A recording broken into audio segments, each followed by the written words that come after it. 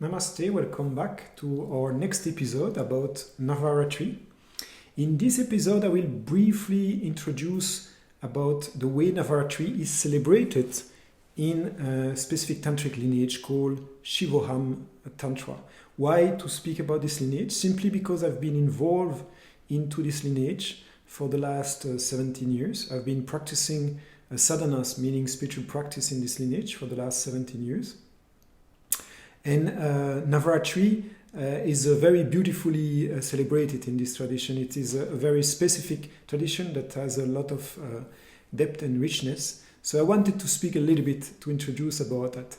In another series later on, I will probably speak a little bit more about my story related with this lineage, how I got to encounter the main teacher of this lineage, and how I start to bring eventually foreigners, Westerners to meet him as well, and how it started to grow to what it is now, where it has been spread quite a bit, and now many people from all over the world are connected with this lineage and practicing spiritual practices related with this lineage.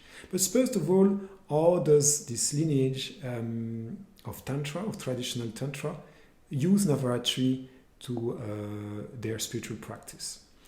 Traditional lineage in Tantra are generally connected with several tools: mantra, yantra, and various forms of rituals used to enhance the energy. So the first, mantra. Mantra is the sonorous, the auditive form of the archetype we invoke. So in Hindu Tantra, there is many archetypes, as you know probably. There is Brahma, Vishnu, Shiva. There is many other subform of this Trimurti. In the feminine side, you have Durga, Lakshmi, Saraswati, and then you have Kali, Tara, Bhuvaneshwari.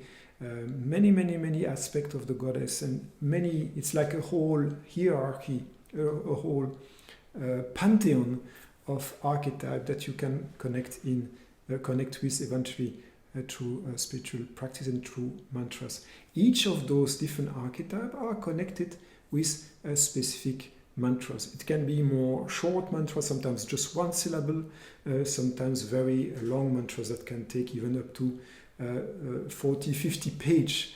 So it can be quite complex. In this tradition, we use more what we call long mantras. It means not just a syllable, but generally longer mantras, at least 2, 3, 4, 5, sometimes 7, 8, 10, 15, 20 syllables, whatever.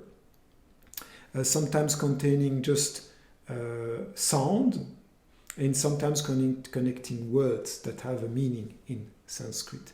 So these mantras are repeated internally or just out loud, and by repeating them, you start to attune with this energy. It's like you start to invite this energy in your system, in your structure, and it starts to purify the various levels, physically, energetically, emotionally, mentally, etc. In terms of spiritual force, you attract this spiritual force in you, and this force start to kind of purify you, start to harmonize you, start to be crystallized in your structure. So this is the use of mantra. We use also in this tradition yantra. Yantra is the more visual representation of this various archetype. So yantra in the Hindu Tantra take many various shapes, but generally, most commonly, you will have a square.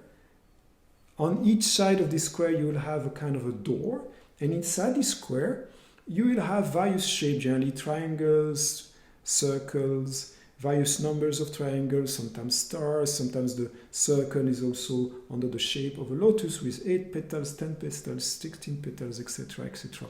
Each archetype being connected with a specific yantra, or sometimes even several yantra corresponding with different aspects of this archetype. But the peculiarity of this tradition is that they're going to do a live yantra. What does that mean? They're going to bring some leaves on the ground.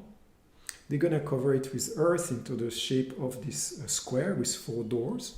Then they're going to put seeds, wheat seeds, and those seeds are going to start to grow, to germinate it and grow, like sometimes even reaching this height of grass.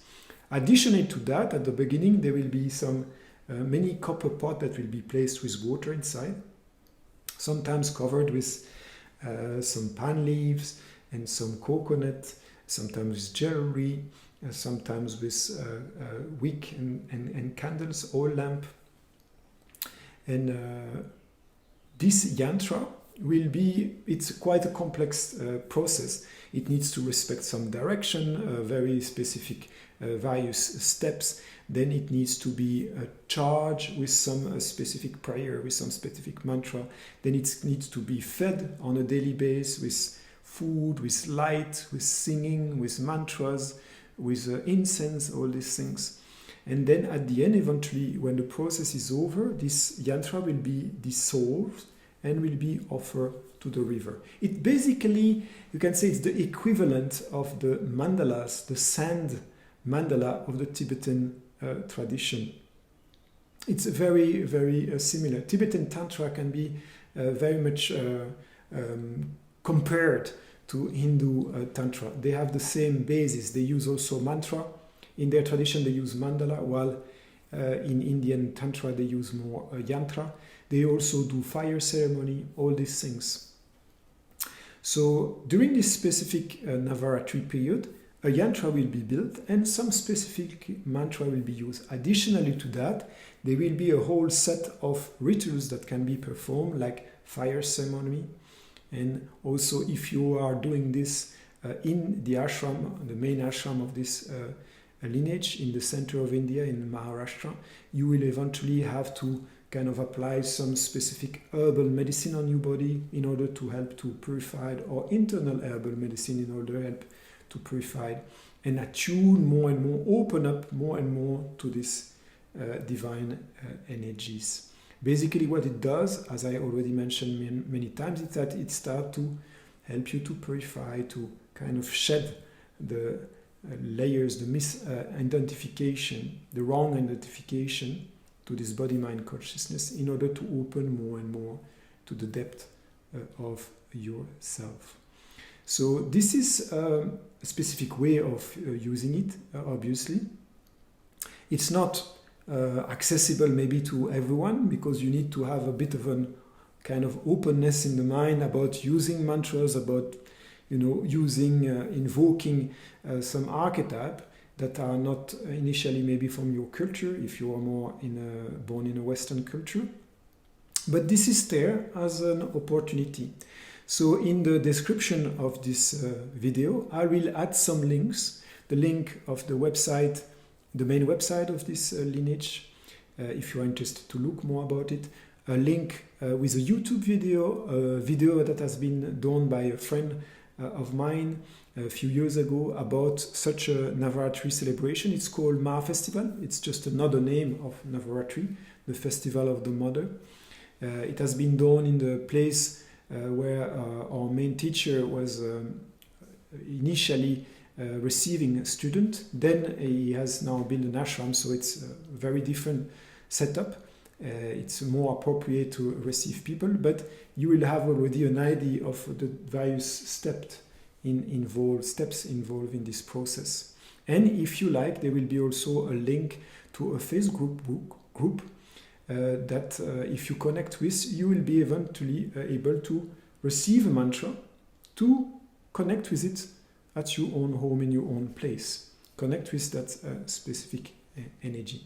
Obviously, to get the best of it would be to go there and to stay there for 10 days and then do this practice in very elaborate way, meaning like 3 sitting a day, etc., etc., etc.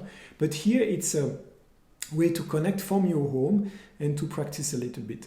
There is just a few requirements. You will be guided through that if you are interested with that. Because this sadhanas, this practice, this spiritual practice, comes with specific rules that are associated with. So this is what I wanted to say about this Navaratri in Shivoham Tantra. My next episode will be dedicated about explanation of other methods that are maybe not so complex or so foreign to you.